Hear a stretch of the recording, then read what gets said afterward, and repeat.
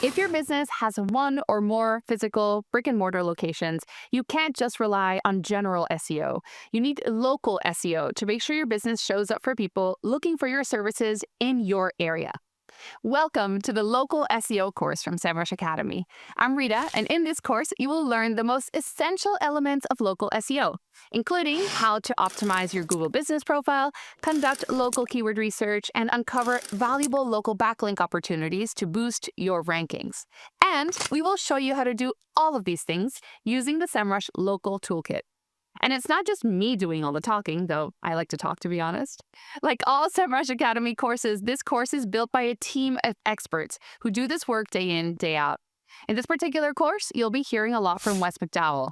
He will share his top strategies for how he helps local businesses show up in search results. Now, before we get started, here's a tip for making the most out of our time together. You might have noticed this course is composed of two types of videos, strategy videos and walkthrough videos. Strategy lessons cover the core concepts behind local SEO. Walkthroughs are where we will learn how to implement those strategies using Semrush tools. We'll be walking through this step by step with a worksheet. Take a moment to download it now. You can find it in the link below this video. When you finish this course, you'll receive a certificate to showcase your expertise. Don't forget to tag Semrush and Wes and me. We will be cheering you on. Now, on behalf of the entire Semrush team, thank you for joining us. Now, let's take your local SEO to the next level. Hey guys, I'm website strategy expert and YouTuber Wes McDowell, and I am super excited to team up with Semrush once again for this start to finish course. If you're running a local-based business, it pays to be on the map, like literally. If you can appear right here for people searching for a business like yours, that'll impact just about every aspect of your business, including the revenue and profits you bring in. So you'll want to pay particularly close attention to this video because I'm going to be showing you exactly what to focus on in what order to make the biggest possible difference to where your business shows up on the map. Because here's the thing, there are literally hundreds of things that you could obsess over in your quest to rank, but time's a limited resource, right? Especially when you're running a business. So this is going to clarify for you what's worth your time so you can focus on those things rather than on the tedious time wasters. And again, I'll be going in order of importance and impact on your ranking potential. So if you prioritize these improvements, starting at the top of the list, working your way down over time, you'll start to see results really quickly. Then you can start chipping away at all the other things. So when you put them all together, it's going to strengthen your overall ranking profile, making it very hard for your competitors to ever take your position. And of the 7 big ranking factor buckets, things like links, reviews, on-page and citations, by far the biggest bucket that impacts your ability to rank the most is your Google business profile, formerly known as Google My Business. So our list of priorities is going to start right there on your listing itself. So here we go. Ranking factor 1 is choosing the best primary category for your business. Right now, there are over 4,000 different business categories, and many businesses are going to have multiple options, but if you choose the wrong one, it can hurt you. For example, a yoga studio that sets its primary category as gym rather than yoga studio. This would be considered the wrong category because it doesn't really reflect the specific services that are offered by the business, and it might make it harder for potential customers to find the studio when searching for yoga. So you want to choose the category that not only is the closest to what you offer, but also the one that's the closest to the keyword phrase that you're trying to rank for. Okay, ranking factor 2, keyword in business name. Now, it definitely helps if the keyword phrase you're trying to rank for is in your business name itself, but this can be tricky because Google doesn't allow you to stuff keywords in your business name field if that's not the actual name of your business. Okay, ranking factor 3 is all about your location, both proximity of your business to the searcher as well as having a physical address in the city that's being searched. Not a lot you can do about those. Actually, there is one thing you can do. More on that in our next lesson. Next, in the number 4 position, we have additional Google Business Profile categories. So Google lets you choose not just one category, but extra additional, secondary categories as well.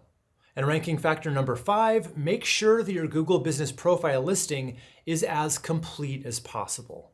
Okay, so now we're moving out of the Google Business Profile bucket and into all the other ranking factors outside of your listing that'll also help you the most, starting with number 6, Google reviews. So the single biggest factor here is your overall star rating itself. In other words, it's more helpful to have fewer but better reviews than to have hundreds of mixed reviews. Quantity is definitely helpful too, but it's a little further down that list of priorities. It also helps to have reviews with actual text above and beyond a simple star rating, and even better to get some that mention the keyword phrase that you want to rank for. Okay, and at number 7, you want to focus on your website itself, making sure that you're following the correct website page structure and using all your keywords correctly in the right places for maximum impact. Next up at number 8, let's talk about backlinks. So getting good, reputable, relevant websites to link to yours has always been one of the most powerful factors in ranking your website. It's important to regular organic search results, and it's almost as important when you're trying to rank in the map. Because this is actually a site-wide factor, meaning any link you get to any page on your website will help you rank in the map. And to be clear, this factor is specifically about the quality of those backlinks, not the quantity. And at number 9, we have citations. So a citation is really just any mention of your business online, and it's usually comprised of your business name, address, and phone number, otherwise known as the NAP. Okay, so that's what you should be focusing on, but what should you not really be worried about? Things like geotagging photos. That used to work, but it's a huge time suck to do, and it actually isn't shown to be any kind of ranking factor anymore. Also, keyword stuffing your Google Business Profile listing. So some people think that the more you can use your keyword phrases in your business description and your services, it's going to help you rank, but it doesn't. So just write it naturally with an emphasis on good, persuasive, conversion-focused copywriting instead. Oh, and Google lets you write these posts as part of your listing, and you're free to do so if you want to announce a promotion or whatever you want to announce, but it's not going to help you rank. But there are 2 really sneaky things that will help, and in the next video in our series, I'll show you both of them and how you can get a jump on these opportunities that most businesses just don't even know about. So I'll see you there, and I'll show you what I mean.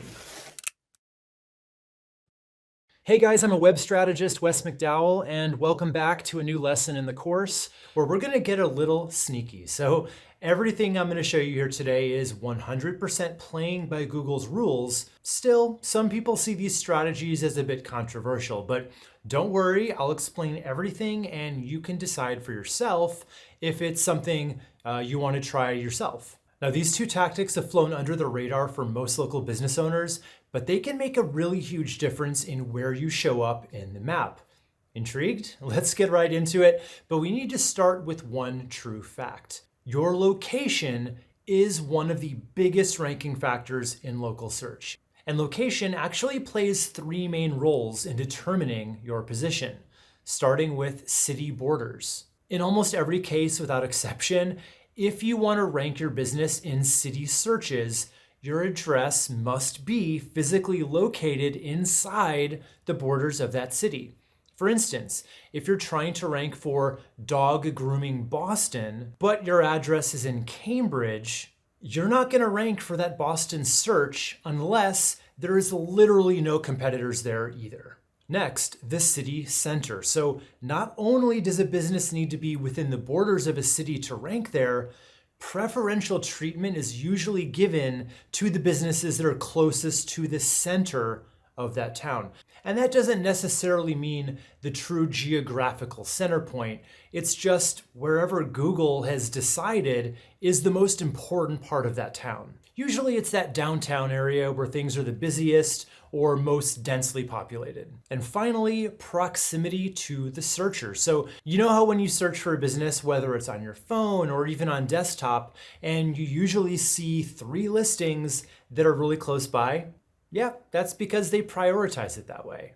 Regardless of whether you need the closest business or not, that's just usually what they're going to show you. So now that we know how important location is as a ranking factor and the different ways they factor it in, how can you use that to your advantage? I mean, it's not like you can just move, right? Or can you? Now, if you're a brick and mortar location where customers come into you, this is going to be harder to do and probably prohibitively expensive too. However, if you're more of a service business where you either travel out to customers or if you just work with them remotely, there's a little loophole you can take advantage of if you do it the right way. Here's what Google says. Service area businesses can't list a virtual office unless that office is staffed during business hours. Now, there are 2 interesting little things in that sentence. First of all, they specifically use the phrase virtual office, which by definition is unstaffed. A virtual office is pretty much nothing more than an address that a business uses on paper, nothing more. So this could never really work.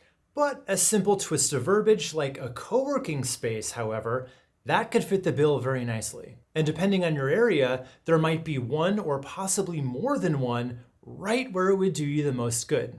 And the second part of that statement specifically mentions being staffed as a requirement. So as long as you or a representative of your business is actually working out of that co-working space during business hours, as stipulated by Google themselves, you're playing by their rules. Now, how often they would check on you being there, if ever, I have no idea. So all I will say here is you should follow that rule if you want to keep your listing up. And I know you're wondering how much this would end up costing. So what I found here is that the US average for what you'd pay runs anywhere from about $50 to $350 per month to get yourself a basic membership at a co-working space, which is good enough to satisfy Google's rule. And obviously this needs to be the type of office where you can physically be there. So, PO boxes and virtual mailboxes are definitely not allowed here. And when it comes to deciding on the location for your new office, it's pretty simple, really. Remember, you want to be physically within the borders of the town you want to rank in, and you'd probably want to go a step further and be as close as possible to the city center. And so you don't have to guess, Google will actually tell you where that is. All you have to do is Google the name of the town, and wherever the name of the town is placed is where they consider the city center to be. You might just have to zoom in or zoom out to see it properly. So if you were to get a basic co-working space membership near that city center, it'll cover almost all your bases. It'll likely even help you with that proximity to searcher issue since, statistically speaking, when you're in a more populated area, you'll naturally be closer to more people who are likely doing more searches. If you follow that strategy, you're getting a pretty serious advantage over your competition while still playing completely by the rules.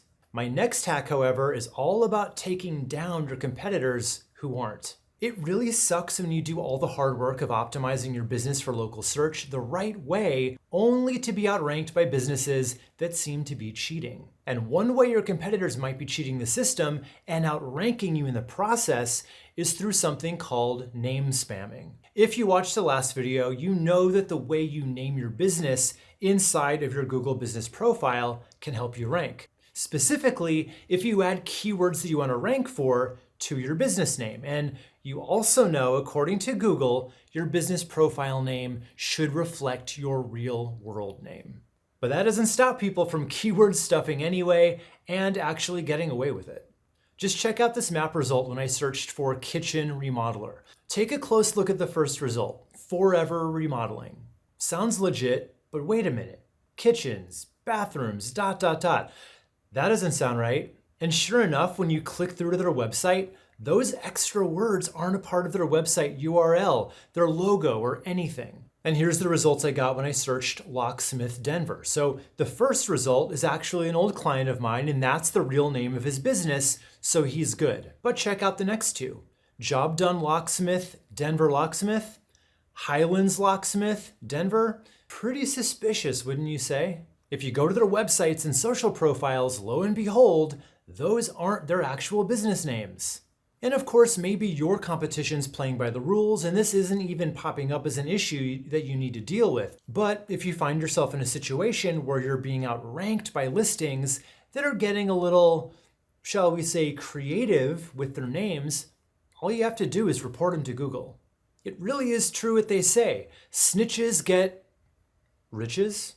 And the way you would do this is super easy. Just copy the name of the business and then paste it into Google. Then a panel like this should pop up over the right side of the screen. Right under their information, you'll see a link that says Suggest an Edit. Just click that, then change name or other details, and then you'd remove the spammy parts. Now, it's important to note here that you're not actually making that change. You're just making the suggestion to Google, and they'll investigate if that change is valid, and if so, they'll apply it, leveling the playing field, giving you a shot to outrank them fair and square. Okay, be sure to come back to me in video 3 of our series, where I'll show you how you can use Semrush to find your best, most profitable keyword phrases that you'll want to rank for in those local searches. Because if you skip that, you'll just be guessing, which is where lots of local businesses leave a ton of money on the table. See you there. Welcome back to the next video in the course, How to Outrank Your Competition in Local Search. I'm web strategy expert Wes McDowell, and in this video, we're going to get a little bit tactical and actually get to work finding your best, most profitable keyword opportunities that you should be targeting in local search. The thing is, what you think you want to be found for might be right on the money, but if it's just based on your best guess and not on actual research, you might not be reaching anybody at all, and there are a few reasons for that. First, the keyword phrase that your hunch tells you to pick might not get enough monthly searches.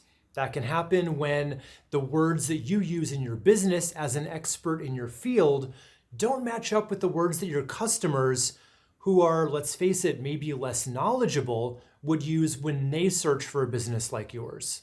For instance, you may be the best pest control service in town, but if everyone's typing in exterminator instead, maybe pest control isn't your best option. Or maybe the phrase you want is just way too hard to rank for, and you'd be better off optimizing for something else that will get you way better results. And that's where keyword research comes in. And it's actually pretty easy to do when you follow me through the steps in this video. Step 1 is where you're just gonna write out all your services, products, or offers that you'd ideally like to be found for in your local area. So if you're a home cleaning business, you might offer standard house cleaning, post-construction cleanup, move-out cleaning, deep cleaning, and maybe exterior window cleaning too. Or if you're an accountant, you may do tax prep, bookkeeping, payroll, and tax projections. So just write it all down in a list, and then once you have that, it's time for step 2. Use Semrush to uncover your best keyword opportunities. To do this, I'm going to show you 2 different methods you can go about this. So first, we'll be using the keyword magic tool. You'll just find that over in the left sidebar menu, and then you'll take your first service and plug it into the keyword field. And since this is for local SEO, you'll want to add in your city name either before or after. Next, you'll just let it work its magic, finding more keywords for you based on that initial seed keyword that you put in. And here's the list. You'll notice there are a bunch of columns here, but I'm going to give you a quick rundown of the really important ones that you'll want to pay especially close attention to. First, we have intent. So people do searches for all kinds of reasons, everything from, searching how to do something themselves, general information, trying to find a specific website that they're looking for, and yes, to find a business like yours. So what you want to look for here are intents that are labeled either C, which stands for commercial, right? They're looking into different brands or services, and T for transactional, meaning they're pretty much ready to actually pull that trigger. The other two really important columns here are volume, which shows how many monthly searches each phrase gets, as well as KD, which stands for keyword difficulty. So that's represented by both a number between 1 and 100, and it's also color-coded for really easy skimming. And just like you'd think, green means it'd be an easy keyword to rank for, yellow's slightly harder, orange is worse, and red is just really, really hard. So the trick here is to find the right balance between a difficulty score that's easy enough to try for and a search volume that's high enough to be worth the trouble. What I like to do here is some basic filtering to help me out. So first, I'm going to toggle over to related, which is going to do exactly what it sounds like and show me related phrases that I may not have thought of, but maybe my customers would be using. Next, let's eliminate the ones that might just be too difficult by setting that in the easy to possible range, anything from 0 to 49. Then, under intent, I'll just choose commercial and transactional. And because I only want local-based terms, I'm going to tell it to include the city name. And here's where it gets super local in terms of intent. So I want to only see search terms that generate local map pack results. Now to get that, I'm going to go to Advanced Filters, SERP Features, and choose Local Pack. Now I'm left with only these really super targeted, highly relevant keyword phrases. But depending on your situation, there still might be a ton to choose from, right? Well, if I just order them by highest volume, I can see pretty visually what my best bets may be. All I need to do is start at the top and look at these colored circles. And right here, I see these greens, and they have a pretty good healthy volume, so I think these would probably be my top choices. So from here, I would just go ahead and write these down in either a spreadsheet or a simple Word or Google Doc, because we're gonna need them a little later on in the course. And once you've done all that, then you just rinse and repeat this process for the rest of your services, so you're left with a small handful of really golden keyword phrases written down for each of them. So that's the really in-depth way of researching your best keyword opportunities, but I want to show you one even easier way that you can do it. This method's going to help you see who's already ranking where you want to be, then reverse engineering the keywords that are working well for them. Super easy to do with Semrush. But before we can use it, we need to see who's ranking at the top of the map for your business category. So obviously just head over to Google, type in your initial best guess for what you think customers are typing in when they're looking for you, your type of business. Then just see who's at the top of the map listings. But you do want to be sure that they're there organically and that this top result isn't actually a local business ad. So pick the first organic result and click on website. Then just copy their URL and head back over to Semrush. Specifically, we're looking for domain overview on the left sidebar menu. Then just paste your competitor's URL in the box, choose your country, then search. Then you'll scroll down to where it says organic research, and here's where you'll see a short list of keywords. We're going to click the blue View Details button. Now you've got the full list. Depending on who your competitor is, you may have a ton of results or maybe just a few. Now to whittle it down and prioritize our options, we're going to go to the Positions dropdown and choose Top 3. This will show only the search terms that they're being found in the top 3 for. Then go to SERP Features dropdown, on SERP, Local Pack. Now we have a crystal clear picture of the exact terms that they're seeing success with that you can use to compete against them. I just order them by highest volume first, then choose the best ones based on search volume and difficulty score. Write down the ones that you want to shoot for, and now we're ready to move on to the next video where we'll be optimizing your Google Business Profile, the single biggest ranking factor when it comes to local search success. I'll see you there. Hey there, welcome back to the next lesson in our series on outranking your competition on local SEO. And this video might be the most important one in the whole course. So we already learned that your Google business profile contains all the very top ranking factors that are going to determine your placement in the map rankings. And here's where I'm going to walk you through getting that 100% optimized so that it can do you the most good. So we'll maximize each individual element, but more than that, this lesson will show you how to fill out your profile as completely as possible, which is in itself a really big ranking factor. And I'm sure a lot of you watching already have your profile set up to some degree, but again, these are all the optimizations that you can make so it can work even harder for you than it does now. And if you're a brand new business or you just don't have a profile set up yet, we'll quickly start there. So all you need to do to claim your business profile is head over to business.google.com, then click on Manage Now.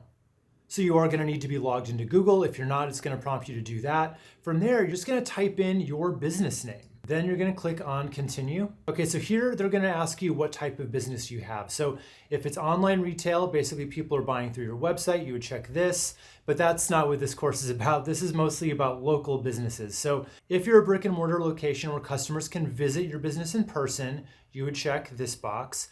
Or if you're a service business where either you travel out to customers or you just work completely remotely, you would choose this option. And by the way, you can choose both. There are some businesses that have multiple facets to them. Think of a restaurant that people come in and you also make deliveries. Or in the case of the business we're going to be talking about in this lesson, it's a rental car company where people can come in and rent a car, but they also will pick you up at the airport in the car. So this is what's known as a hybrid business. And just click on Next. And then you would choose the most relevant business category. In our case, I'll just start typing in car rental and car rental agency. That's probably the closest thing to it. And then click on Next. And here's where you'll put in all of your business information. Once you put in your address, if you have any kind of a unit number, you could put it on this same line, but it's generally recommended that you add a new line. So you'd put in here, unit 4B, for instance. It just helps Google format it a little bit better. And then from there, you'll click on Next. You'll put in your phone number and your website if you already have one, and then click on Next. Okay, so now it's going to ask you to verify because that's really important. They have to know that you're actually the person in control of the business. So it's going to prompt you. It prompts us here first by a way to get verified by phone. Now that generally doesn't work. They'll try to do it, then they'll ask you to put in your address for a postcard to be mailed to you. So that's generally the way that's going to work. So just go ahead and get everything verified. I'm just going to click on Verify Later here. And it's going to ask you for all this information as you set it up. But for the sake of me being able to walk everybody through this information together, regardless of if you have an existing or a brand new profile, I'm going to recommend you skip all these steps for now. Then we can all start together from here. So if you just set it up or if you've had it for a while, just make sure that you're signed into Google with the email that you used when you set up your profile. Then all you're going to do is Google My Business. And that is going to bring up this little panel right here. And I'm just going to click on View Profile and we're just going to go bit by bit here. So you've got all these choices here. We're going to start with Edit Profile. So the first thing that you can edit is your business name, right? So is your keyword phrase in your actual business name itself. Now, this one comes with a big old caveat, right? You are not allowed to just add keywords that you want to rank for to the name of your business in your Google business profile. For instance, if your business, like this one is called Glendevin Motors, and you're trying to rank for the search term luxury car rental Los Angeles, you can't just list it as Glendevin Motors Luxury Car Rental Los Angeles. Unless that's the actual name of your business, it's a no-go. They can remove your listing and you don't want that. But what you could do to move the needle for your ability to rank is think about possibly legally rebranding to a new name that does include your keywords, or at least some of them. For instance, here, I feel like this reads extremely clunky with Los Angeles. We may not be able to include that. But we could probably rebrand this to Glendevin Motors Luxury Car Rentals. And if you were going to change it legally, that means changing it everywhere, including notifying the government and legally changing your business name, changing it with your phone and utility companies, any existing citations that you already have are on the web, as well as updating your logo, website, and signage. Now, only you can answer if that's worth it or not. So the pros are you will likely rank higher in the maps, which could lead to more business, but the cons include things like your business name might sound a little spammy if you don't do it right. As in the example here, we had Glendiven Motors Luxury Car Rentals Los Angeles. Sounds spammy, right? Not to mention the fact that, this may not be as big a ranking factor in the future. So if you were to go this way, I'd highly recommend making sure that it sounds good and like a real business name. It's much harder to do that when you try to shoehorn in the name of your town, as we saw there. So I'd recommend against going that far with it in most cases. But I'm just going to click cancel here. We don't want to actually do that for this business. Okay, next we have business category. So you've done the research to see who's searching for what terms. Now what we want to do is pick the category that's the closest. And one really easy way to do this is just to type in your keyword phrase along with your city name into Google and just see who shows up in the top spots. From there, you can easily see what they picked as their primary category, which should give you a pretty big clue about what's working best. So right now it's set to chauffeur service, probably not what we want. So I'm going to click on the little edit button and I'm going to get rid of chauffeur service. So we have car rental agency. That's probably our best bet. Click on save. And then after you've chosen the single best category as your primary, now is your chance to go for some other keywords by choosing up to 9 additional ones. Just make sure they're actually relevant and you'd be able to see some extra search volume coming in as a result. So in the past, SEO experts have warned about the dangers of what they called category dilution. The idea there being that the more categories you choose, the less impact each one's going to have. But that's really turning out to not really be a thing, at least not anymore. However, there is such a thing as what we call category confusion. So if you were to choose a bunch of categories that are unrelated to what you actually offer, not only is that not going to help you, it's actually going to hurt your ability to rank for what you want to rank for because Google gets confused and doesn't really know what you do at all. So we want to keep them relevant and we never want to mislead people with our categories. So the way we're going to choose those is click on the pencil icon again. Now we're going to click on add another category. Maybe car leasing service if that applies. And we might be able to go for that chauffeur service because they do pick people up at the airport as well. So maybe if people are searching for that, they'll kind of come to the website and be like, oh, I actually do want this. So I'm just going to choose that. And I think that's probably enough. And next we have the description. So this is super important. You definitely just want to write a benefit-driven description of your business, including the problem you solve or what you offer, and try to emphasize the results that you get for your customers. And I should say, there is absolutely no need to keyword stuff here. It's not going to help you anyway. It's not a ranking factor. You could put car rental, luxury car rental Los Angeles as many times as you want here. It's not going to do a thing to help you rank. However, it is going to be a good conversion factor. Okay, next we have opening date. So I'm going to click on this. If you haven't filled this out yet, you should, because this is something that's really nice for people to see that you've been in business for a little bit. If you haven't, don't lie about it. Just put in your actual opening date. Over time, it's going to show how many years you've been in business, and it's going to look better every year. So just put the year you were founded and the month and the day, and you're good to go. All right, phone number, straightforward. Just make sure it's always up to date. Website, if you have a website, and you definitely should if you want to rank, this is where you would put that.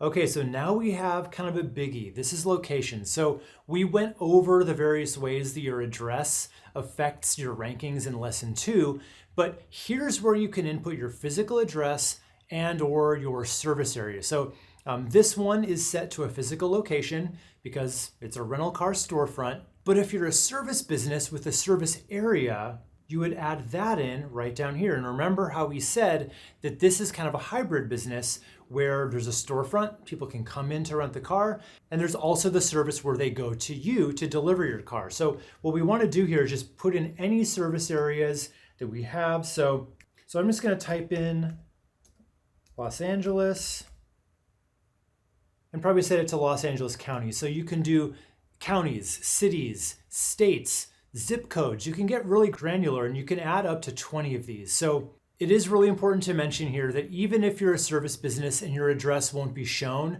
you still need to enter it right up here so that Google knows you're a real business. That's how they verify you in most cases. And whether your address is shown to the public or not, this is still the address that Google factors in when it comes to all those location-based ranking signals that we talked about earlier in the course.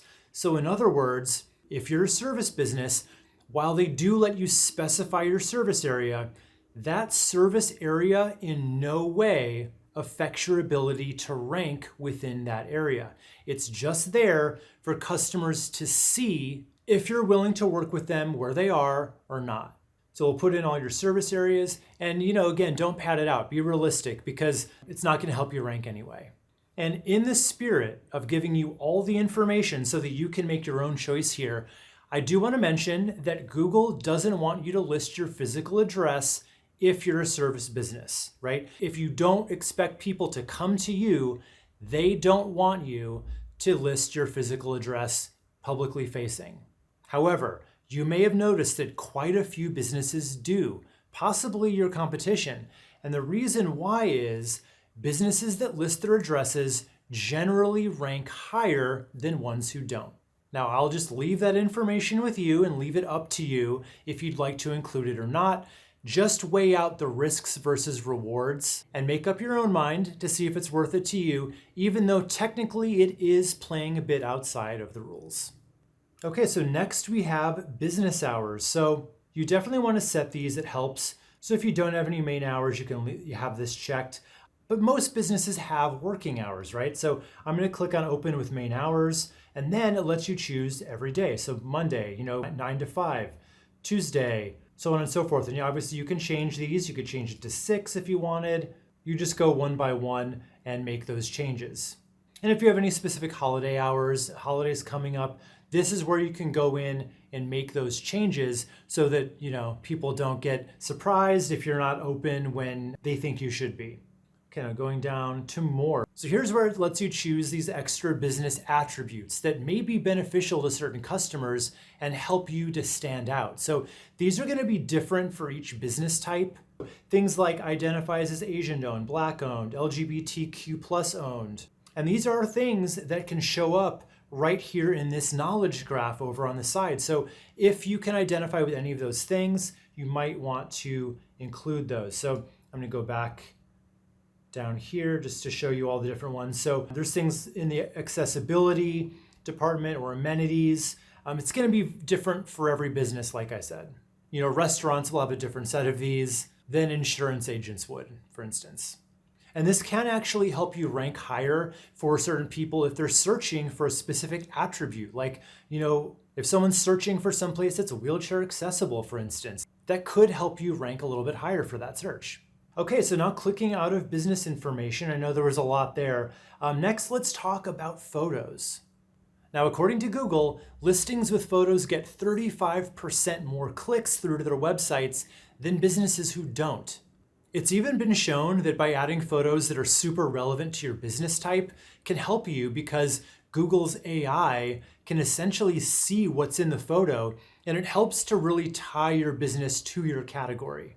So to add photos, you're just going to click on Add Photo. Now there's a few of these you want to pay very close attention to. So let's start with cover photo. You're definitely going to want to add something really nice here. This is going to be the main photo in most cases. And you want to go for something really high quality, ideally sized to be 1024 by 576 pixels. And you want it to be non-stock. You want it to be a custom photo. Snapshots are okay, it doesn't have to be super professional looking, but stock photos, they can actually take those down. They know what a stock photo is because they can see it on other people's websites, so they will take those down in most cases. That's why it's really important to be custom. And then from there, let's talk about the logo. So that's really important too. That's going to generally show up as a little circle in your listing, and you want that to be sized about 720 by 720 pixels. And then in terms of just normal photos, bring in as many as you have that are relevant. Start adding photos of your services, your products, your team members, the interior of your space, your exterior. And those interior and exterior shots are going to be really important if you're a brick and mortar business. Okay, moving on, let's go to products and services. So we'll just start with products. So basically, I'm going to click on Get Started, and you're just going to try to fill this out as best you can. It's going to help you rank for people looking for specific products or services, but again, there is no need to keyword stuff these. You just want to add a relevant image, pricing, and short descriptions for each of them. So that's for a product. It's very similar with services, so it's just going to depend what you offer, but I will say this, product listings are more prominent than service listings.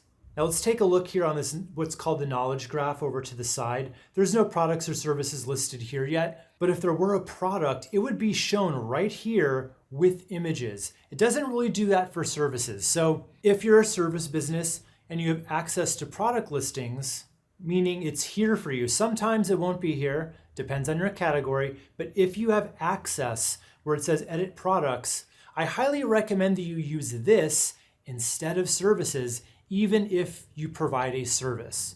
Now, Google's actually on the record as being fine with that, so you're technically not breaking any rules by doing it that way. It just gets you a little extra visibility.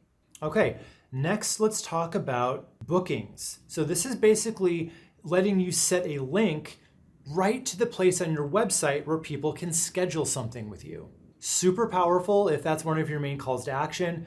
So you just click on add a link and then you link them right to your contact page, or if your website is linked to like a Calendly account where they can actually get right on your calendar, you would just link right to that page from here.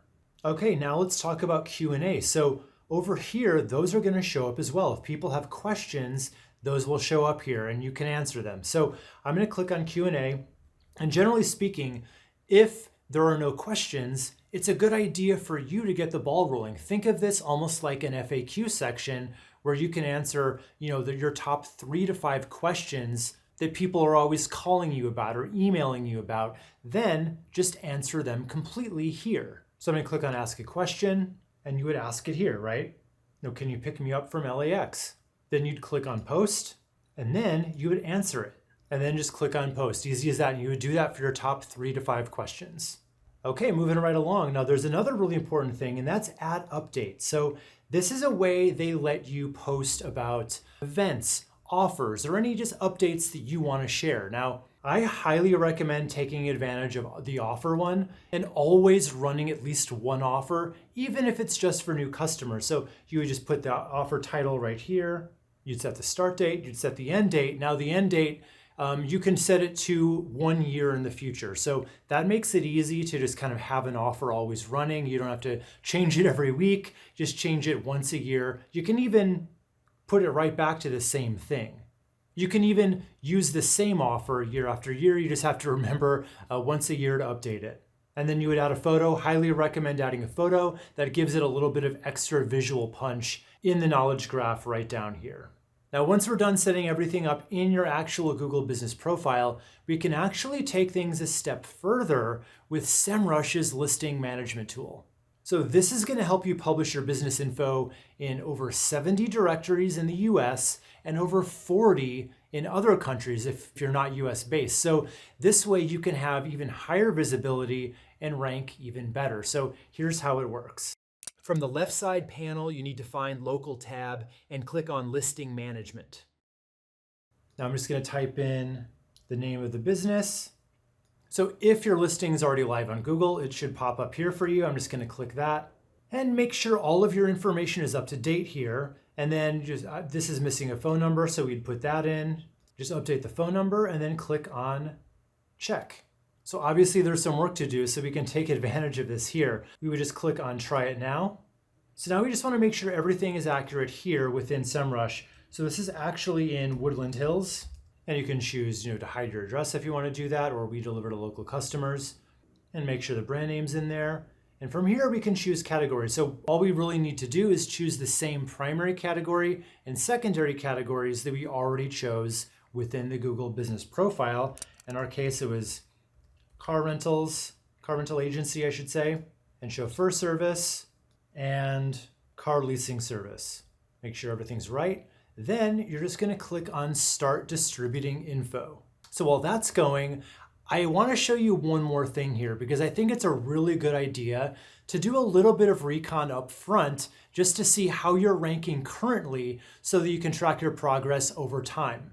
And sure, you could just Google your keywords and see where you rank in the maps, but the problems with that approach are, one, Google results are always a little different from person to person. So if you've already been to your website a bunch of times, which you probably have, it's likely to artificially inflate your own rankings for you, meaning you'll show up higher for yourself than your average customer would see it. Problem two, you'd only see your ranking position from wherever you do the search from. And since obviously not everyone's searching from the exact spot you're sitting in right now, you want to go a step further and see where you stack up from various spots around town. So while I know there are a lot of steps involved here, it really is pretty easy to just go through each category and complete each action item. And it's generally really good practice to keep everything updated and very current over time. So, do things like add new photos as you get them, add new offers and promotions from time to time as well. When you do all of that, Google knows that you're a real business that's active and you care enough to keep your customers updated, and that can go a really long way in how they treat your listing.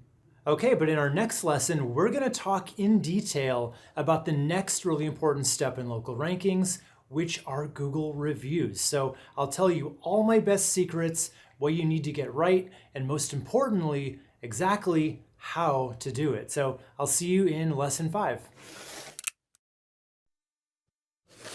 In this lesson, I am going to share how I create a Google business profile for my local bilingual kindergarten, Quixote Kindergruppe. Okay, so the first thing that we want to do is we want to go to the Google business profile page. The process for getting a Google business profile is quite simple, and it's very much step by step. So I'm just going to go through all these steps one by one so you see how this is done. The first thing I will do here is add the name of my business, Quixote Kindergruppe.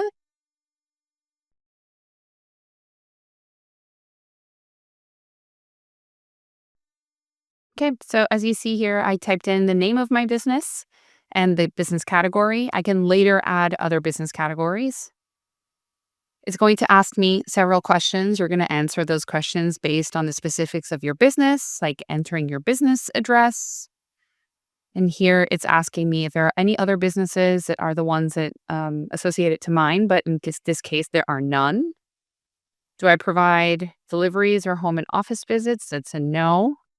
Our website.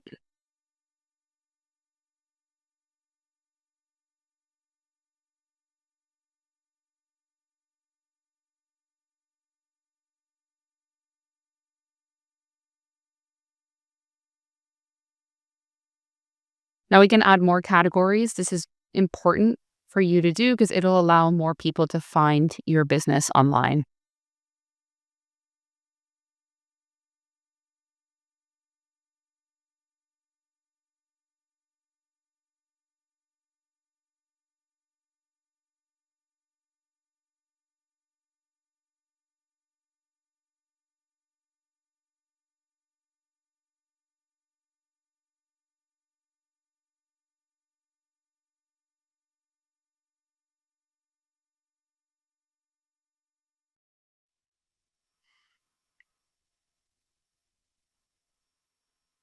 I'm going to skip for now. Google still has to verify my account, so Quixote Kindergruppe is not publicly visible, as you can see right here. But that's it. That's really all it takes to set up a Google business profile. As you can see, I'm an admin, so I have access to a bunch of features here to edit my profile, to read reviews, add photos, etc. So I can always come here and make that happen, or I can do it from Semrush. And that is exactly what I am going to show you how to do in the next few video lessons. So join me and follow along, and I'll see you in the next one. In this lesson, I am going to share how to connect your Google business profile to Semrush. So here we are in the local toolkit, specifically in the local dashboard. To connect your business to the local toolkit, you're first going to click on Add New Location. In here, you can either add the name of your business, your website, or phone number. In this case, my business name is Quixote Kindergruppe. It shows up right here, so I'm just going to add it. Please note that if it doesn't show up immediately, you can do an advanced search and add your address and phone number as well as your website, and that will increase your chances of finding your business profile and connecting it to Semrush. Okay, so what it's doing right now, it's gathering data from this profile and adding it to the local toolkit. You'll notice that my online presence is currently very poor, which is not surprising given that I just literally created this profile for Quixote Kindergruppe. So there are a lot of things that I need to fix and improve, including adding reviews, etc. So I'm going to go ahead and continue my setup. And then here you have a choice of either setting it up with Google or setting this up manually. If you want to be able to make changes in Semrush, then will reflect in Google, you want to click on Setup with Google. So I'm going to do that. That is most definitely the preferred setup. Now, close your eyes. Please don't look at my password. I'm just kidding. I'm going to just log in to my account. You need to make sure that you're an admin of the Google Business Profile account that you're trying to add to Semrush. So I'll click Continue. Click Allow.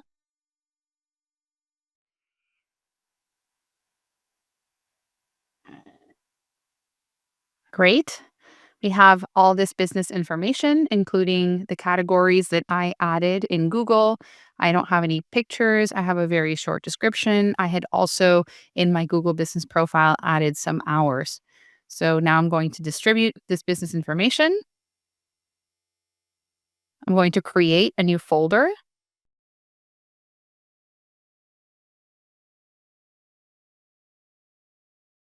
And now Semrush is creating this location. Success! Okay, and now some very final steps here before we are done connecting our Google Business Profile account to the Semrush local toolkit. You can have Semrush auto-reply to positive reviews, or you can choose to reply yourself. In this case, I am going to choose to reply myself and continue. Step 2 here is Semrush submitting my information to relevant directories. So what this does is that it adds your location to directories in accordance with the terms of service. And this usually takes a couple of weeks. So just know that. I'm going to click continue. And now finally, this is the most congratulatory message in this process. The local toolkit is now available to us. So we now have access to all the tools of Semrush Local. Congratulations, me. And congratulations, you, for finishing this video lesson. Here is my profile. Now let's learn a little bit more about how to use Semrush to optimize it and continue to get more clients through local SEO. See you in the next one.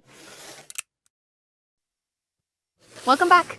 In this video lesson, I will show you how to review and optimize your Google Business Profile using our local toolkit. So here we are once more in the Semrush homepage. I am going to navigate to our local toolkit. Once you're here, you will see the links to the various profiles that you are managing using the local dashboard. I am going to click on Quixote Kindergruppe, which is the profile that we are currently optimizing. Now, note here that I just created a Google Business Profile for Quixote Kindergruppe, which means that it takes a little bit of time for Google to review this profile. So at this moment, we are waiting to get all the data in here to show growth progress, but that doesn't matter. We can still use Semrush, both view and update our business information. So we do this by clicking here. Now this opens an editor that allows you to do quite a lot of different things in order to add information that will help optimize your profile.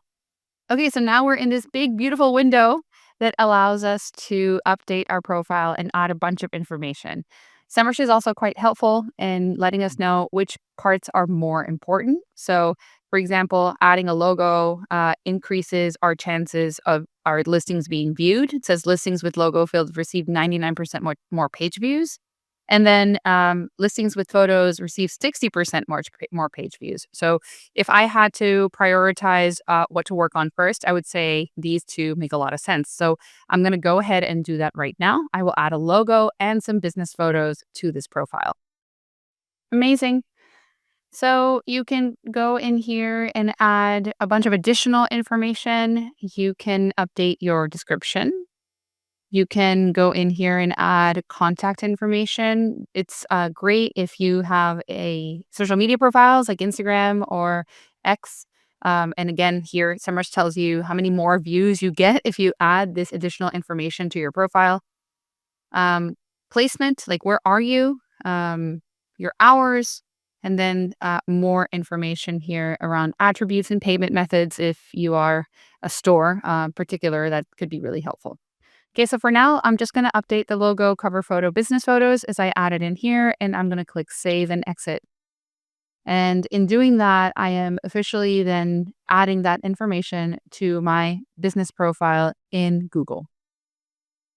That concludes our short tutorial on how to review and upgrade and update your Google Business Profile using our local toolkit. See you in the next one. Welcome back to the next lesson in our series. So remember way back in video 1 where we talked all about the biggest factors that influence which businesses show up in the map listings and in what order? Well, you may recall that reviews play a pretty large part there, particularly those 4 and 5 star reviews. But let's just pretend for a second that reviews don't factor into your rankings at all. They'd still be pretty important, right? Because those star ratings and the sheer number of reviews that you have make a pretty big difference in which of these listings someone would be enticed to click on. In other words, the reviews that you get on Google will not only help you be found more often, but they'll also help you stand out and above your competition. So yeah, they're pretty important to get right. In this video, I'm going to give you all my best tips to get more of the good ones. And stick around till the end of this lesson because I'm actually going to show you a really cool trick that you can use to make sure that your very best reviews, those 5-star ones, show up first, essentially pushing any negative reviews you may have or get down. Now, the first thing you might want to do here is just take a quick inventory of the reviews that you currently have, just to see how much work there is to be done in this step. And Semrush actually makes this super easy with their review management tool. So you're going to find that under the local SEO tab on the left sidebar. So just click review management, and then you'd simply enter in the name of your business. As long as it's already listed in Google, it should pop up for you. And it's going to show you a few really important stats. Things like your overall star rating, as well as how many reviews you currently have. So now let's talk about how you'll get more reviews, specifically those 4 and 5 star ones. So first, and this should go without saying, you have to actually earn them, right? No hacks or tactics or tips I'm going to share here today will help you get 5-star reviews if you deliver a 1 or 2 star product or service. I just want to make sure we're all on the same page there. So, okay, you're a high quality business offering a 5-star service, but even so, the way to ensure lots of great reviews all comes down to making it as easy as possible on your customers to actually give you one, because I really do believe that people are inherently good and they want to help a business that helped them, particularly when it's a small local business. But people are still people, and I'm not going to say they're selfish, but they can certainly be protective of their time. So to help make it super easy on them to leave you a review, you want to grab a direct review link that brings them right to the screen where they choose a star rating and can write their review. And the way to get that is to just Google My Business, then View Profile, Read Reviews, then click the blue Get More Reviews button. From there, they're going to give you a short link that will take people right where they need to go.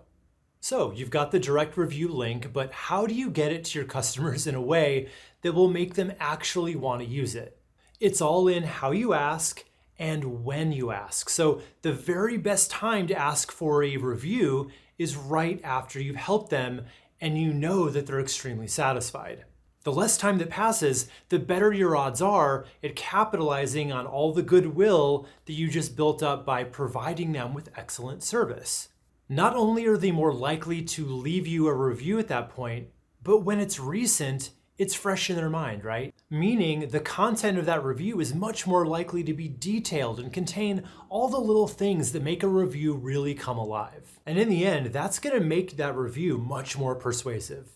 And the other side of this equation is how you ask. So this is pretty much gonna depend on how you work with customers. So do you interact with them in person? If so, ask them face to face as soon as you're done working with them. If you work with customers remotely, you can ask via email, but actually the very best way to ask in this case is over text message.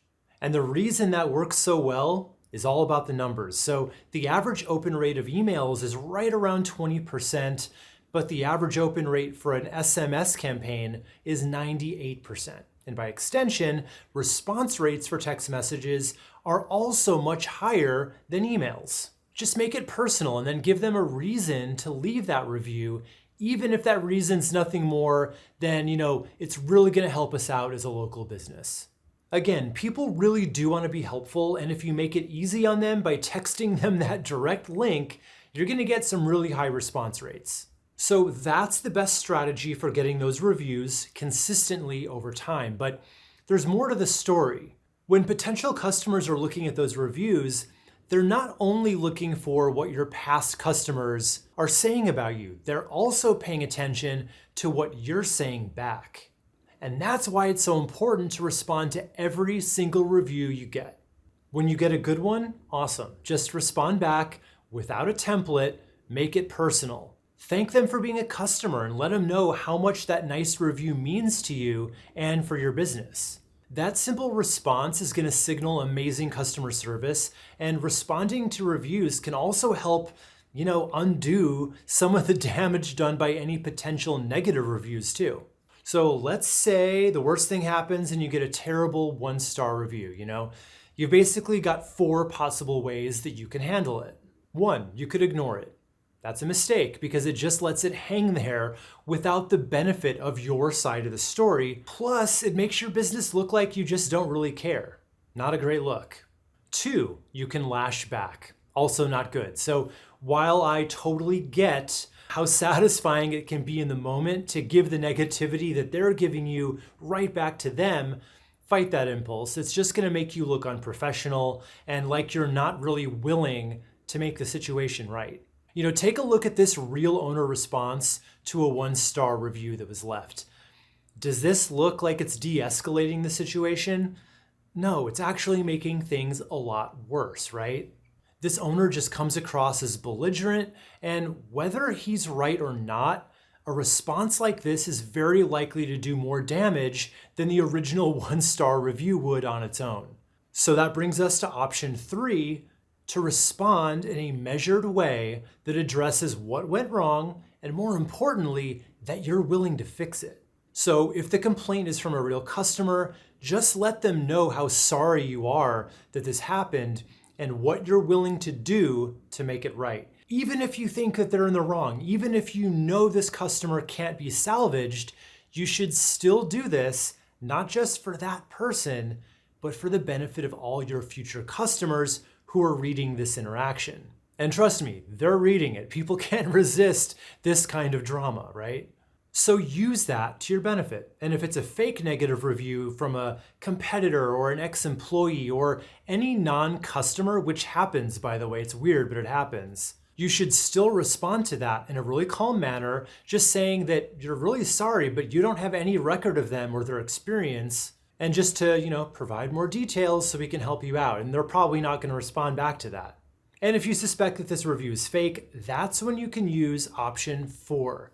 You can try to have it removed. And I say try because you're pretty much at the mercy of Google here. They do have a process to request review removals, but you can only use it if the review in question goes against certain Google policies, such as harassment, hate speech, if the review is off topic, or if it's fake, things like that. So if you have a review that you think might qualify for any of those, just read Google's documentation to see exactly which policy that you believe the review violates. Then you just click the little blue button to get the process started. But really important to know here, you can't get a review removed just because you disagree with it or don't like it. And even if you can't get a bad review removed altogether, you're still not out of options. First, you can try to bury that negative review with more positive ones. More often than not, the most recent review is going to sit at the top of the list. So when you get a bad one, all you really need to do is put a few 5-star reviews above it. Now, to do that, you can either ask for more new reviews, you already know how to do that, but what can work even faster is to simply ask your best customers, friends, or family who may have already left a good review just to update it slightly. All they really need to do is change a few words, and it's going to give that review the recency bump up top, effectively pushing the negative review down a spot.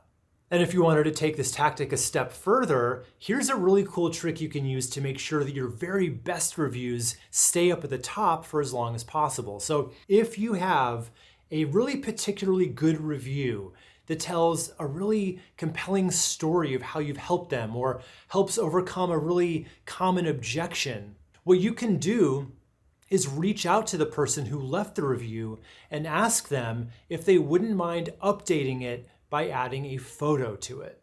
That not only pushes it up to the top because of recency, it'll actually stay up there for a lot longer because Google does prioritize reviews with photos. And before we wrap this video up, it's important to know this about negative reviews. Embrace them. A few negatives sprinkled in with your glowing 5-star reviews are actually a good thing, and here's why.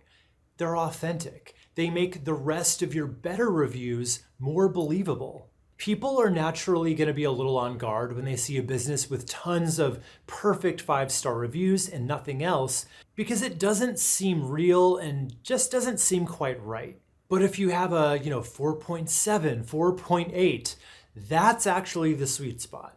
So embrace them, keep them, and respond to them in a way that makes people see that you're a real human business who cares about your customers, and you're gonna do just fine, all right? In our next lesson, I'm gonna show you what you need to do on your website to line up perfectly with your Google Business Profile and amplify its effects so you can not only rank higher in the maps, but keep more of the traffic you get so that more of your casual visitors actually turn into what you really want, customers. I'll see you there. In this video lesson, I am going to share some really cool AI features that can help you optimize your Google Business Profile. We're going to first navigate to our local toolkit and then go to the GBP optimization tool. Now, in this tool, you'll see your various local profiles. And in this case, we're going to select this local group. The first view that you see here, so insights from GBP, is actually the same data that you see in the local dashboard. So your Google search views, your map views, your views distribution, etc. But for this particular lesson, we are going to focus on this tab right here called Posts. So posts are a great way for you to keep your profile updated and also include additional information that can help you rank in local search. So in this case, you can see that Semrush has several posts here. This one's in draft. This one has been published. We are going to be using AI tools to create a post. Now, why would you create a post? Maybe your business is closing for the summer. Maybe you have a new product or a new feature that you want to promote. Now, why would you want to create a post? Well, it helps you with local search, but also it helps your customers understand things that have changed in your business. Maybe you have a new product. Maybe you have new open hours or closing hours for the summer season or the holiday season. This is all information that you can communicate to your customers and clients by using posts. Now, in our case, we have a wonderful thing to communicate, which is that we have an updated local SEO course, more specifically, a local SEO Essentials course that we want our customers to take. So I am going to go back to our GBP optimization tab. And in here, I am going to click on AI Writer. I'll select a location first. AI Writer basically works like Claude or ChatGPT or any of those other well-known LLMs. You can add a prompt in here and it will generate a post. Okay, I just added a prompt and click on Generate Post. So Semrush has now generated a new post for my local business. You can, of course, edit it. I'm not a big fan of this many emojis. We also want to make this more attuned to Semrush voice, et cetera, et cetera. But the important thing is that this helps you really speed up your writing. And you can also add a button. In this case, we probably want them to learn more. And I'm going to add the URL here to the course. You could also add an image. Wonderful. And then you can either publish the post now and it will immediately publish in your Google Business profile, or you can schedule the post.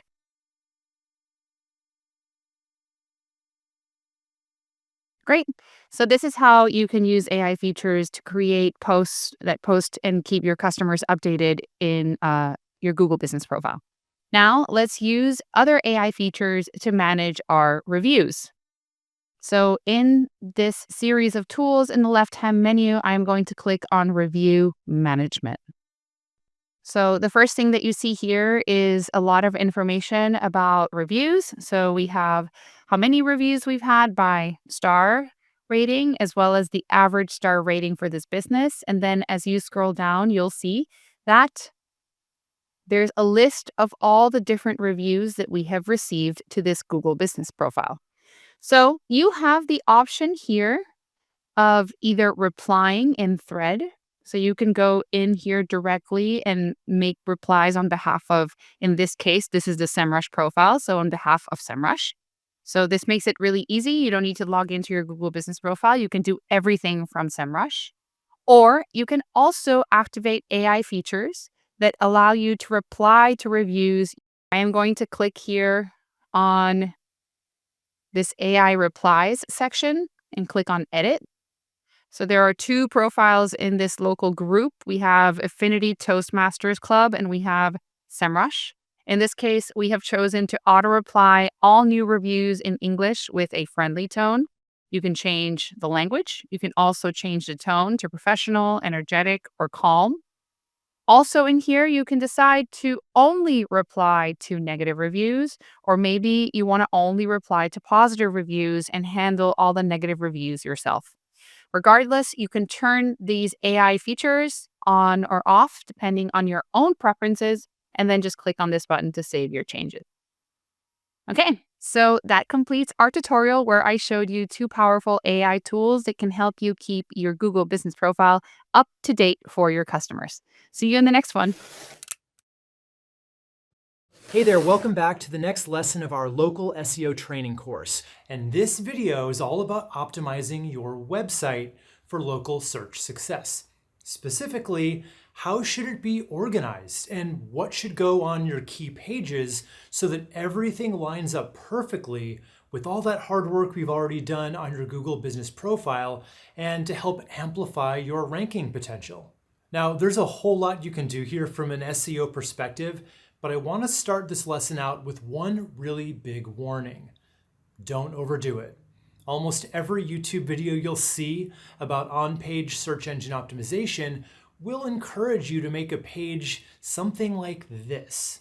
Now, I don't know about you, but a page that's all SEO'd out like that might get the click, but it isn't really giving me any reason at all to stay. So here's what I want you to remember as we go through everything in this lesson.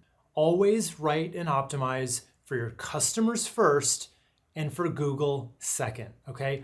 Google's getting smarter every day, and you don't need to do all the keyword stuffing and information cramming that you used to. If your page hits on all the right information and is interesting enough to get people to stick around longer, you're gonna do just fine. So now that we're on the same page, let's get right into it. So remember way back in lesson 3 when we found your winning keyword phrase or possibly phrases? Well, this is where we're going to be using them. Now, depending on your business, you may have one general product or service you're trying to rank for, or you might have a few. Going back to one of our examples, if you're a Chicago-based accountant, you may want to rank for general accounting services, as well as bookkeeping and tax preparation. So if you have multiple offers like that, it would make sense to organize your website into multiple service or product pages. That way, your homepage can talk about the big umbrella keyword, which would be accounting. then your bookkeeping service page can rank for that term and so forth. Because if you tried to rank for all of them right in your homepage, that's just going to confuse Google. So let's keep your various offerings separated by keywords or keyword groupings. And when I say grouping, I really just mean to group like keyword phrases together. For instance, your homepage might have the primary keyword accountant Chicago, as well as Chicago CPA or accounting firm in Chicago. So these are all really close variations on the same idea, so they would belong on the same page. So starting with your first page, which is likely to be your home page, you're just going to go through the following checklist, and then you'd want to do the same for your additional product or service pages one by one. First of all, you should have your primary keyword phrase picked out for your page. Now, this is the one you identified as being your single best ranking opportunity. Got it? Good. So you're going to want to use that in a few key areas here, including in the page's title tag. And that's what's going to show up right here in the browser tab. So right here just says primary keyword, so that's where that would go. You also want to use it in the main headline, also known as the H1. So that's usually just the big headline at the top of any page. But here's where it can get a little tricky if you're not careful. So remember, you want to write for people first, and when you add your keyword phrase in a space as prominent as the H1 here, it can feel a little utilitarian. So just do your best to try to work it in a way that reads naturally. And if it really doesn't work, that's okay, we can move on to the next space to put it. And you'd also want to use it in at least one H2 or H3 tag. So this is a good example of an H2 headline. They're basically the subheadlines on your page, and it really helps if you can work it into one of them, and again, try to make it natural. You're also going to want to use it a few times in the body copy, sprinkled throughout the page where it makes sense. I've got one here and right here. So something to keep in mind here is you add in your keywords, generally speaking, the higher up on your page that you can include them, the harder they're going to work for you. However, it's also really important that you put them where they make the most sense to include them. So I'm going to leave it up to you to use your best judgment, and again, write for your customers first. You're also going to want to include it in whatever the main image on your page is. So this is at the very top. This is the hero section. You want to include it in the alt tag of your main image. This is the highest, most prominent image here. And alt text is really just the text description that you can give to your images. And you'd usually control that in the media section if you're using WordPress. And if you're working on a non-home page, like one of your service pages, for instance, it would really help to use your keyword phrase in the URL string. For instance, let's say you run a cleaning company called Clean Pros, and you'd like to rank, one of your service pages for window cleaning Miami. You'd likely want to name that page cleanpros.com/window cleaning Miami.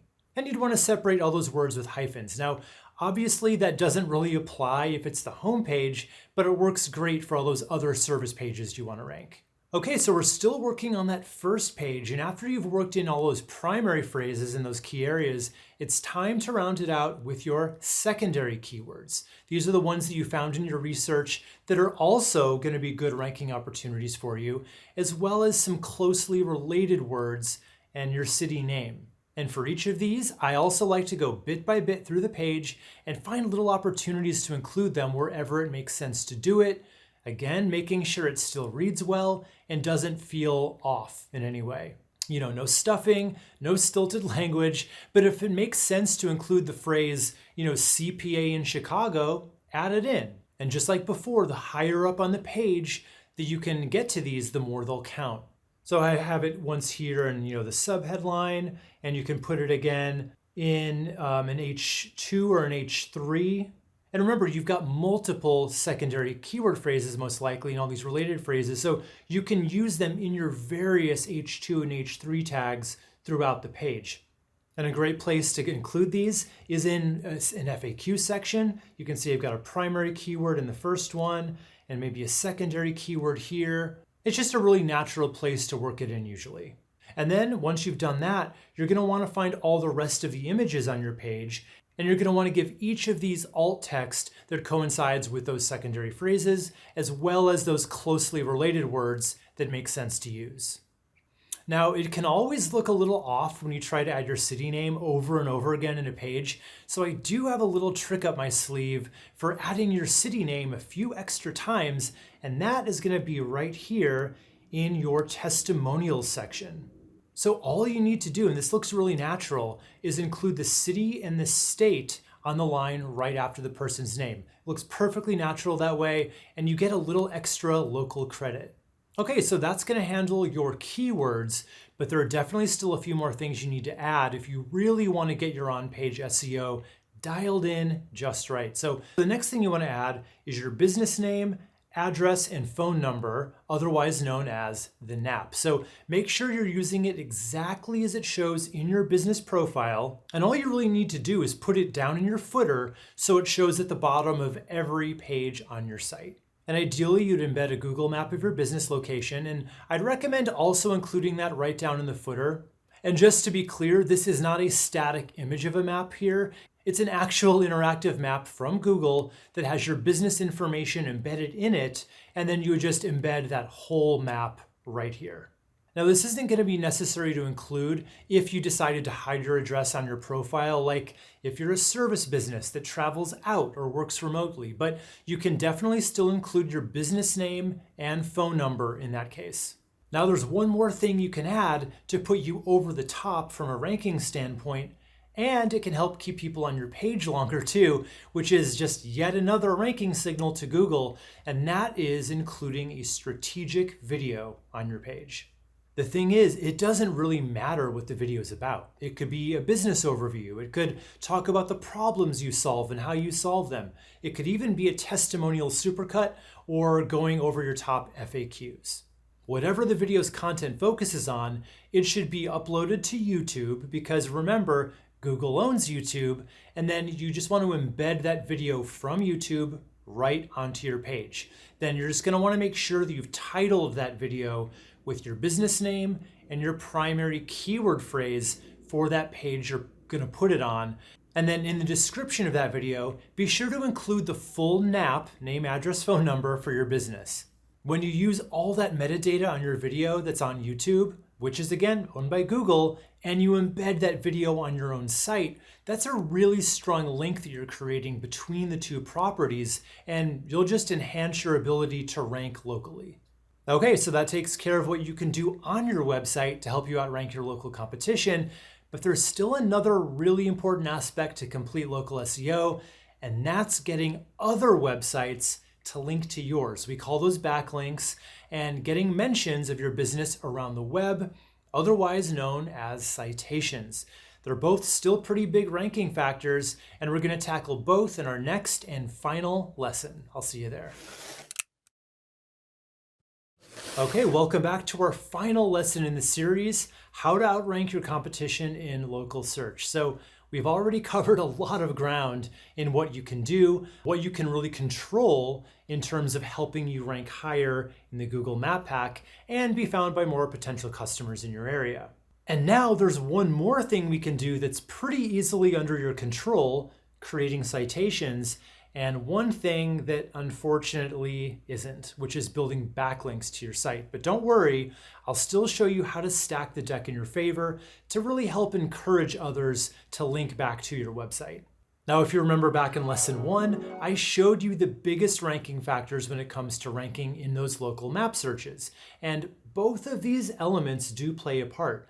Not as big a part as your Google business profile, reviews, and everything you did on your website, but you'll still want to do what you can to maximize everything you can if you want to outrank your competition, and that does include citations and backlinks. So let's start out nice and easy with creating citations for your business. Now, if you don't know what a citation is, it's pretty much just any mention of your business online, and usually it's going to consist of that business name, address, and phone number. Remember, we call that the NAP. And citations usually will come in the form of a directory listing or even a social media profile. And the good news is they're generally pretty easy to get, and there are a ton of websites and directories that you can go to grab a citation. And the game really is pretty simple. You want as many high quality citations as you can get within reason. Now, keep in mind, citations really aren't the ranking factor they used to be. They really only account for about 7% of your overall ranking power. So, don't spend a crazy amount of time finding these opportunities and building them out. And in general, you want to be listed in online directories in two main categories: your industry and your location. For example, if you're a veterinarian in Las Vegas, you'd want to be listed in as many veterinarian or even pet specific directories and as many Las Vegas or Nevada specific directories as possible. Now let's talk about the harder piece of this that unfortunately counts more as a ranking factor. That's backlinks. So a backlink is just a link from another website to yours, and it's one of Google's oldest ways of figuring out which websites would rank on top. So think of them essentially as votes for your site. Everything else being equal, if there are two competing businesses, one has 10 backlinks and the other has 50 or 100, Google pretty much says, this website has way more people who think it's good enough to actually link to it, so it probably deserves to rank higher. Now that's a simplification, of course, since we know that there are lots of other factors at play here, and the quality of the websites linking to yours matters a lot more than the quantity, but that's the general gist of why they're important. And ideally, you'll want to try to get more backlinks than your competitors if you can. Now, I'm not going to sugarcoat it. Getting good quality backlinks isn't easy. And I don't suggest that you spend a crazy amount of time on getting these either. But in the rest of this lesson, I'm going to give you some of my best backlink building tactics just to try to make it a little easier on you.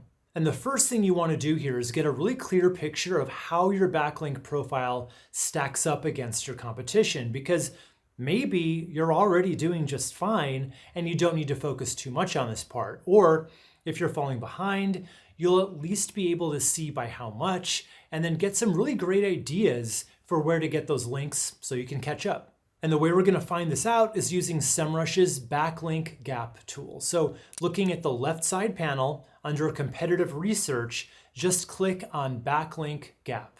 You'll enter in your website URL and up to 4 of your top competitors as well. Then you'll click the button to run the report, and once it's done, you can click on charts to visually see the gap between your backlink profile and each of your competitors. And if there is a gap, you'll want to work to narrow it if you want to outrank them. So once you know what you're up against and roughly how many links you should be trying for, I've got 3 different strategies you can use to try to narrow that gap. And my first strategy is just to target the links that your competitors already have. The general idea being that if they got a link from a certain website, chances are you can get one too. And when we're basing this on a pool of multiple competitors, not just one, we could, with some hard work, get enough links to outrank them all. All you'll do here is stay on that backlink gap tool and scroll down below the charts. Here, you can see a really comprehensive list view of all the websites that link to all your competitors' websites, as well as the ones that link to yours. So to clean this up and get a really nice list of all your best opportunities, I'm going to make sure the best filter is checked. This is just going to prioritize the websites that link to more than one of your competitors first. The idea there being the more of your competitors a website already links to, that probably means it's going to be easier for you to get that link to. Now let's apply one more filter that's going to get rid of potentially spammy websites that if they were to link to you, they might do more harm than good. I'm just going to click on authority score and input a minimum value of 20. So you may want to be even more cautious and set it to 30, but keep in mind, in general, the higher the authority score of a website, the more valuable the link will be, but the harder the link's usually going to be to get to. Now we're just going to click on export, which will create a nice clean spreadsheet for us that you can work from and keep track of. And all you're going to do is just go to each website link to see what kind of website it is and how they're currently linking to your competitors. Then you just want to go one by one over time and reach out to that website either manually or they may have some kind of automatic submission process. It's going to be different from website to website, and some are going to be a lot easier to pitch and get a link to than others. It's all pretty much a numbers game when you do it this way. Okay, now for strategy number 2, pitching yourself as a guest on podcasts. This is an amazing way to build your credibility in your niche and earn those quality backlinks in the process, since anytime you appear on a podcast, they're almost always going to ask you before you even record where you want to send people, whether it be to your social media or your website. And since local rankings tend to favor locally sourced backlinks, I'd recommend starting by reaching out to appropriate local podcasts first. I know local real estate podcasts generally love to feature local businesses on their shows, so I would just start there and then pitch yourself to any podcast that's based in your local area where you can add some relevant value, and then start going after more national or even international shows that are dedicated to your industry or niche. And believe me, there are multiple podcasts for just about every industry you can think of. But when you reach out, make it personal. Don't just use a template. They can spot that from a mile away. And don't pitch it as a value add for you to appear on the show, okay? Pitch yourself as the value add for the show's audience. And let the host know why your topic would benefit their listeners, and you'll have a much higher success rate. Okay, my third strategy, the one I like best, is to focus a whole lot less on outreach and a whole lot more on creating really helpful, unique, linkable content. So this is going to be a much more sustainable strategy in the long run because it's actually a lot less work to create a few really good content pieces that people can't find anywhere else, then just run some traffic to them and let the links build naturally over time. And even better, the kinds of links that you'll attract are going to be much more valuable than just about any other type you'd get in any other way. They're earned naturally and they're seen as a sign of trust and authority by Google. So what kind of content am I talking about? What can you create and put on your website that would earn these kinds of natural editorial links? There are countless options here, but a few of my favorites would be an ultimate guide. You know, what could you write an extremely thorough start to finish guide about within your industry? If you're a gym, maybe it could be a complete breakdown of every major exercise broken down by muscle group. Or if you're a dentist, it could be the ultimate oral health guide. The trick to this is you want to make it extremely thorough so that over time, it's going to earn more links just based on how much information it contains. According to a study by Backlinko, long content receives 77.2% more backlinks than short articles. Or you could put together a really comprehensive curated swipe file or resource list. So if you're a local marketing agency, you could put together all the best Facebook ad examples that you've ever come across for people's inspiration. Or if you're a wedding planner, you could create a list of all the pre-vetted vendors that you've worked with and recommend in every category. And this one works great if you're a B2B business, and that's publishing any kind of unique research, data, or statistics on your industry. I'm personally constantly scouring the web for data points to support what I talk about in my videos, and that goes in every niche out there. So if you were to do a poll or report on anything that you found in your own research, other people in your industry will likely be able to then find that research, cite you, and yes, link back to it in any articles that they write. And don't forget here, even those casual mentions of your business name, even when they don't have a link, can still help build your authority with Google, so I love this tactic. And if you have the type of business that could use any kind of calculator or tool, those can generate a crazy amount of backlinks. For example, mortgage calculators, or even a pricing tool that can help people trying to calculate a ballpark range of what it might cost to get what they want, or a fitness calculator. You know, just use your imagination here. Once you figured out what that would be, you can actually buy pre-made calculators or create your own using online-based software programs. You can actually even use the AI tool ChatGPT to create the code for something like this that you can then just pop right onto your website. So whatever content type that you choose to create, if you do it right, it's going to begin to get noticed and attract those links naturally. But fair warning, it can take a while. So here's one last tip that you can use to help supercharge your results and get a jump start. I recommend spending as little as $1 or $2 per day running simple Facebook and Instagram ads to that content with a simple engagement objective. So that's going to put it out there to the right people over time. As Facebook starts seeing who's responding to it, it's going to get more and more targeted. And that means more and more people will start to find it and find your website. And yes, it's going to reach a lot of people who maybe aren't in your local area, but that's okay. You're still building your site authority with Google because there's going to be so much more engagement on your website. And a certain percentage of those people on your site are going to link to that content in their blogs and on their websites, really rounding out your entire backlink profile in a way that looks very natural to Google, which is in turn going to future-proof your SEO from penalties because you're playing by their rules. Okay, I want to thank you for following me all the way through the end of this training. I wish you all the best in ranking your local business ahead of your competition. Now, get started, and I'll see you at the top of the map. Hi there. In this lesson, I'm going to show you how you can update your business information across a wealth of different online directories. In order to do that, we are going to go to our local toolkit, and then we are going to go to listing management. Now, in this tool, you can see all the different directories that your business is connected to. So as you can see, you can scroll down. If you click on one of these specifically, let's, for example, take a look at American Express. You can see specifically what locations are connected, ensure that the addresses match. And then also you can opt out if you wanted to disconnect this directory. Now, another thing that's important here is to review anything that shows up in red, because these are typically errors that you want to correct in order for your business to show up correctly.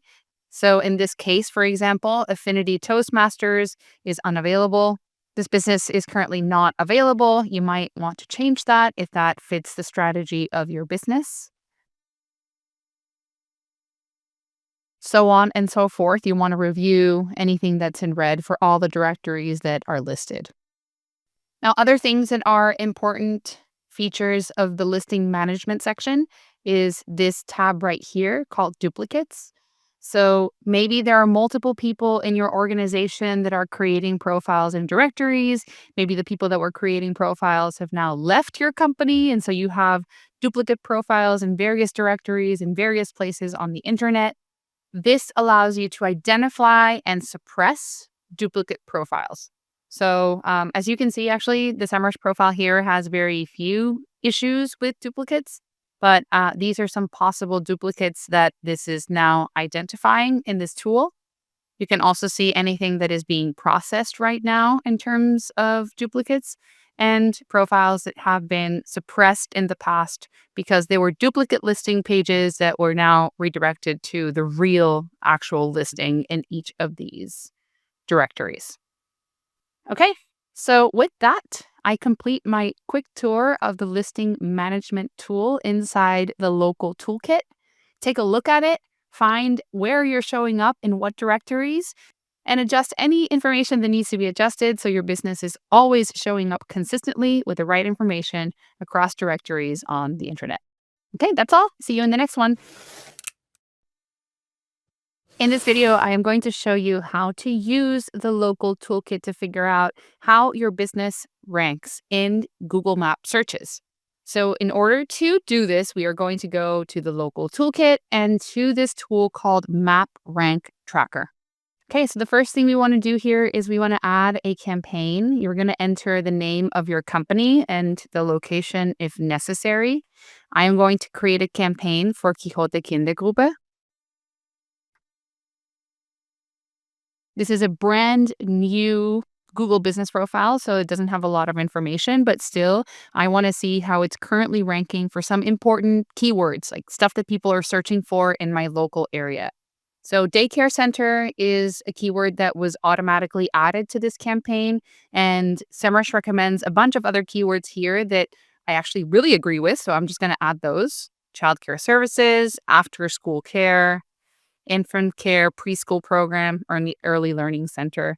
I'm going to add also bilingual daycare because that's an important part of what Quixote does.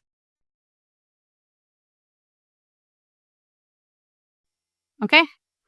Then the next thing we want to do in this campaign is we want to set up the map grid, meaning we want to see what sort of geographical area we want to cover with this campaign, or we want to track the visibility of this local business for. So the default here is 45 pins. And so you can see here it's like a radius of 1.5 kilometers around the location of Quixote Quintuple. But of course, depending on your credits and the type of account that you have, you can add more or less. You can increase the range to, let's say, 7 kilometers if you want to, and suddenly you're covering the entire city of Vienna mostly, or Vienna metropolitan area. But in this case, since Quixote Quintuple is quite a local business, like parents want to put their kids in a daycare that is really close to where they live, I am going to actually make it even less than 1.5 kilometers and make it just 1 kilometer range with these 7 pins, which is what we're going to see shows us the tracking later for how we're ranking for various keywords. So now that campaign is set up, but since we are a brand new sort of Google Business Profile creator for Quixote Quintuple, I want to show you what a campaign looks like with a lot of data, something that has been set up before. I'm going to go in this list view. You can see all the different campaigns that have been set up here. I'm just going to click on this one, Stay City Apart Hotels in Birmingham City Center. So what we see here is a view of this map, similar to the one that we saw when we were setting up the campaign, but this is a fully executed campaign with Map Rank Tracker. And so what you can see here in this map is that for this keyword, hotels near me, this particular hotel, or the Stay City Apart Hotels in Birmingham, shows up in the second position in this pin right here, so in this area. But as you are moving away from the location of this particular hotel, so for example, if you're like out here near City Health Campus, for example, we are in the 20 plus position for this hotel. So the other thing that this allows you to do is to see who is showing up in the first position by geographical proximity here. It looks like Summerfield House. So you can go into this profile. You can take a look at their average rank. You can even go into their Google Business Profile from here to understand like what is it that they are doing in their profile that is helping them rank higher, and take some of those ideas for your own profile. So back to mine. Here, you can also see for all the different keywords that you set up in your particular campaign. In this case, we selected apart hotels near me as a keyword. So you can see where we are ranking in this geographical area for that particular keyword and who is beating us at those rankings. So we're doing well for searches that are happening around Jewelry Quarter. And then for searches that are happening around Brindley Place or the Gas Street Basin, we are ranking 20 plus and 7 here. And so this gives you a really specific breakdown of how your particular brand is performing in local search for a geographical area of your selection. In addition, this feature also gives you an average ranking, an average share of voice, and it tells you whether you're good, average, poor in general when it comes to local search in this area. Okay, so that completes my tour of the Map Rank Tracker. Honestly, one of my favorite features in the local toolkit. See you next time. What a journey we've been on together. Throughout this course, we've gained powerful knowledge to transform your local SEO strategy. We explored how local search factors differ from traditional SEO and why they matter for visibility. We have mastered the art of Google Business Profile to capture nearby customers. We tackled local keyword research techniques to ensure we're targeting the terms your community actually uses. And we examined the critical role of local citations, reviews, and backlinks in establishing your neighborhood authority. And of course, we learned how to accomplish all of this efficiently using Semrush's powerful local toolkit. The strategies you've learned will help you put your business on the map. Literally. Now, let this not be the end of your Semrush Academy journey. Below this video, I've included links to complimentary courses that make for perfect next steps. But first, it's time to put your knowledge to the test with a final exam. Once completed, you will earn a well-deserved certificate of completion. We encourage you to share it proudly on LinkedIn and other platforms. Tag Semrush so we can celebrate with you. Thank you so much for investing your time and energy into mastering local SEO with Semrush Academy. We can't wait to see how you'll apply these skills to elevate your business in your community.